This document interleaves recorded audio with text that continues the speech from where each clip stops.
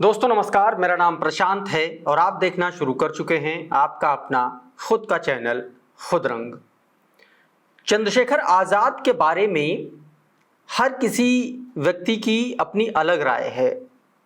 चंद्रशेखर आज़ाद अपने बयानों में, अपनी बातों में और अपनी रैलियों में या फिर जहां कहीं भी जिस किसी भी घटना के में जब वो जाते हैं तो उनका एक जो तेवर है, जो एंग्री यंग मैन वाला जो उनका तेवर है वो नजर आता है।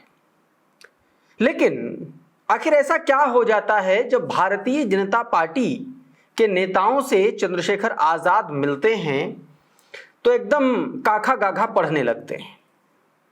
ये बात मैं इसलिए कह रहा हूं क्योंकि चंद्रशेखर आज़ाद पर बहुत गंभीर आरोप लग रहे हैं। एक बार फिर से तमाम सारे ऐसे मौके आए जब चंद्रशेखर आज़ाद को उन पर यह आरोप लगे कि चंद्रशेखर आज़ाद भारतीय जनता पार्टी द्वारा प्लांट किए गए व्यक्ति हैं बहुजन समाज पार्टी को खत्म करने के लिए।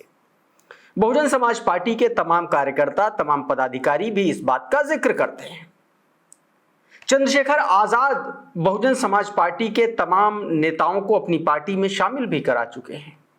हाल फिलहाल में सहारनपुर के एक बहुजन समाज पार्टी के बड़े नेता को उन्होंने अपनी पार्टी में शामिल कराया।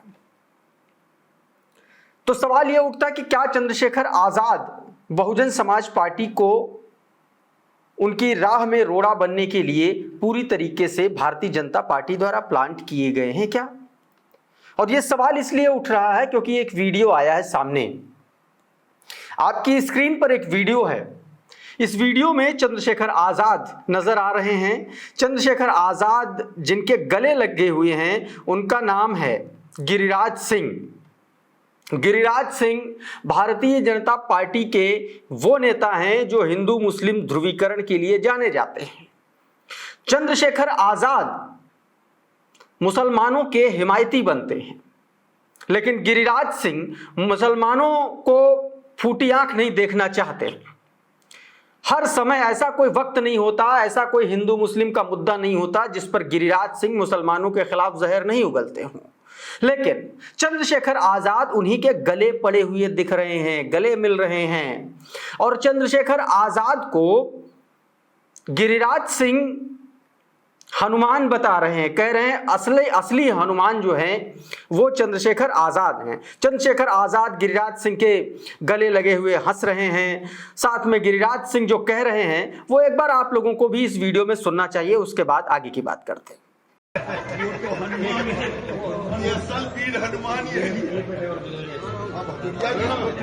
आज क्या जिससे ना मिलूं तो अलग बात है, असली से ना मिलूं तो गड़बड़ है। तो हनुमान है, ये असल वीर हनुमान ही है। आज क्या जिससे ना मिलूं तो अलग बात है, असली से ना मिलूं तो गड़बड़ है। तो आप लोगों ने सुन लिया कि गिरिराज सिंह किस तरीके से चंद्रशेखर आज़ाद को गले लगाए हैं, किस तरीके से वो चंद्रशेखर आज़ाद को हनुमान बता रहे हैं। सवाल यह है कि चंद्रशेखर आज़ाद की जब इस तरीके की तस्वीरें भारतीय जनता पार्टी के नेताओं के साथ सामने आती हैं तो फिर कैसे और किस मुंह से वो तमाम बड़े नेता, तमाम बड़े कार्यकर्ता ये बात कहते हैं कि बहुजन समाज पार्टी भाजपा की बी टीम है? क्या आपने इस तरीके की कभी कोई तस्वीर बहन कुमारी मायावती जी के साथ देखी है? क्या भारतीय जनता पार्टी का कोई भी नेता इस तरीके की हिम्मत जुटा सकता है? क्या भारतीय जनता पार्टी या यूं कह लें कि इस देश की तमाम बड़ी सियासी पार्टियां क्या इस तरीके से बहन कुमारी मायावती जी से कभी मिल सकती हैं? नहीं मिल सकती।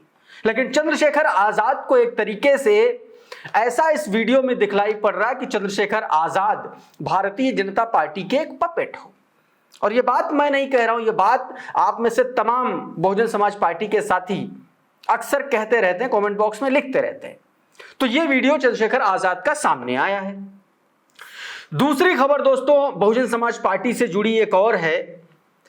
अभी 25 तारीख को ही, 25 मार्च को ही बहन कुमारी मायावती जी ने बहुत महत्वपूर्ण बैठक बुलाई थी और उस बैठक में ओबीसी समाज को बहुजन समाज पार्टी में जोड़ने के लिए एक बड़े हाई लेवल स्तर की जो है मीटिंग बुलाई थी। इसमें ओबीसी के तमाम नेता भी मौजूद थे। और प्रेस रिलीज के माध्यम से बैठक में जो निकल के सामने आया उसमें यह कहा गया कि जो उत्तर प्रदेश में भाईचारा कमेटियां बनेंगी सभी 76 जिलों में, उन जिलों में 2-2 लोगों को संयोजक बनाया जाएगा, हर जिले में एक ओबीसी समाज का और एक एससी समाज का, और यही फॉर्मूला विधानसभा में लागू होता हुआ फिर जो है गांव तक और बूथ तक और गांव तक पहुंचेगा। विश्वनाथ पाल ने बाकायदा इसको लेकर के अपना बयान जारी किया। अब खबर यह आ रही है कि बहन कुमारी मायावती जी 3 अप्रैल को एक और बड़ी बैठक भाईचारा कमेटियों से जुड़ी हुई बुला चुकी हैं।